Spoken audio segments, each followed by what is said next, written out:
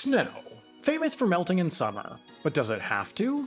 According to the snow storage industry, no. No, it doesn't. For with the help of technology, cash, and willpower, we humans have figured out how to store mountains worth of snow outside through the summer, even when it's over 100 degrees out, or 40 degrees Celsius. But why? So rich people can slide around on a predictable schedule, of course. Which, to be clear, is not how I would describe my beloved sport of skiing. But unfortunately, researching this topic has deepened the anti-skiing sentiment among my writers, and I'm too busy to edit them down. So with that in mind, let's talk about snow storage, aka the complex, expensive, apocalyptic logistics of bending Mother Nature and the precious changing of her seasons to ski resorts' wretched, self-destructive will. Whee! You might already know that many ski resorts use artificial snow.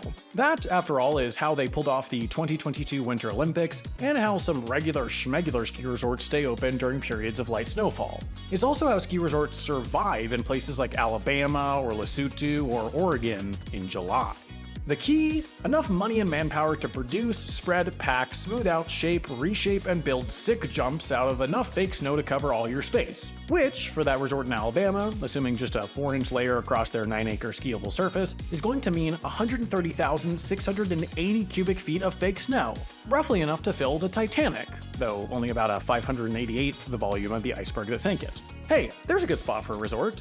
Most of this faux snow is made by snow guns, which shoot water droplets into the air where they freeze and attract moisture in the atmosphere to form lovely little snow crystals. A company called Techno-Alpin supplies 60% of the world's snow guns, including all the ones used at the 2022 Olympics, and a single one can cost about $50,000, to say nothing of the maintenance, energy, and water costs it brings. Actually, let's save a little bit because one of Techno-Alpin's top snow guns uses 23 kilowatts of energy per hour, meaning that in 10 hours, one snow gun will use as much energy as, according to Con Ed, my writer's household used in the entire month of July.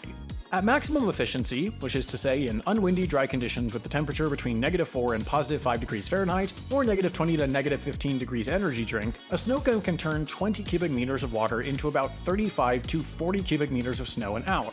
Meaning the gun we're describing would have to run for over 4 straight days to cover that Alabama resort ski service, using about as much water as the average Alabama resident does in 4 weeks in the process. But snow guns get less efficient the warmer the temperature gets. All those numbers assume max efficiency, but if it's 28 degrees Fahrenheit, just a bit below freezing, it takes that same machine 10 times as long to make the same amount of snow, if not a bit less. Above freezing, it won't work at all.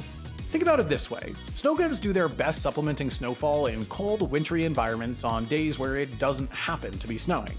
In a naturally warmer place or season or place that's getting warmer year-round because of climate change, they're an imperfect solution. If only, you might be thinking, I could keep some summer snow stockpiles so that if my snow guns flop in October, I could still start skis in, on the day I decide, the day for which I've already sold hotel rooms, the day rich people wish to slide. Well, congratulations, hypothetical resort-owning HI viewer. That's exactly the system some resorts have developed. Levi, a ski resort in Finland, stores 260,000 cubic meters of snow across 4 of their 9 total stockpiles, guaranteeing they can open at least a couple of routes by November every year. That's when they host the FIS Alpine Ski World Cup, one of several autumnal ski events that climate change risks wiping off the calendar by not providing enough snowfall by the time they roll around. But since they started storing snow in 2016, Levi hasn't had to cancel the World Cup once, unlike the first 11 men's races of FIS's 2023-2024 season, all of which were canceled at other resorts. Their stockpile is about 30 to 40% natural snow, all the rest is artificial, and gets made during the coldest months of the year when the snow guns are at peak efficiency. In Davos, Switzerland, for example, they produce tons of snow in December and January, then store it away until it's time to lay out their cross-country track that opens in October. The key to effective snow storage is both super obvious and super unintuitive: covering it up with a big blanket. Of course, snow exposed to the summer sun will melt, so covering it up must help. But at the same time, when I'm trying to stay cool in the summer, I don't exactly bundle up in a big blankie. But these aren't just any big blankies. They're made of special textiles that reflect sunlight on the mountain away from the snow, meaning the sun's heat doesn't get absorbed into the snow and melt it. And they're usually less than a centimeter thick. The surface of the blankets is water repellent, meaning the blankets don't absorb much of anything that could in turn absorb heat and melt the snow. Underneath the blankets, the snow is insulated from the outside world and stays below 36 degrees Fahrenheit, 2 degrees other, even when it's over 100 degrees Fahrenheit, 40 degrees boring, outside. As you can imagine, these blankets are massive, and putting them out is an ordeal. The Persenica Glacier in Italy gets covered in 10,000 sheets of geotextile, laid out by a crew of 11 people using 2 snowcats and a lot of rope, harnesses, and crampons. The sheets get weighed down on the edges with sandbags and pegs and sewn together with handheld sewing machines, though at other resorts they just get taped. The whole process, the laying, the sewing, all of it, takes a total of 6 weeks in good weather and 3 months in bad. And like everything in ski world, it's expensive. Of course, there's the months of labor, the fuel and the snowcats, and what I have to assume is miles of thread in the sewing machines, plus about 1,000 backup sewing machines, because if there's one thing handheld sewing machines are gonna do, it's break if you look at them the wrong way. And I can't really estimate the cost of that for you very well, but I can tell you that a blanket from Snow Secure, one of the leading suppliers of this kind of thing, will cost you several €100,000. And who's to say how long-term of an investment that is, because blankets like these have to live outside in the elements, where they eventually get dirty and might start to tear, which is more than an aesthetic issue. Heat can get in through a tear, or it can be absorbed into dirt that's caked into the textile. One article I read said that resorts had to replace their blankets every couple of seasons, though plenty of lip service, and maybe some actual work, I don't know, is being paid to the idea of making more durable blankets and more eco-friendly fuel sources to run those snowcats on. But how well does this whole system really work? Well, really well.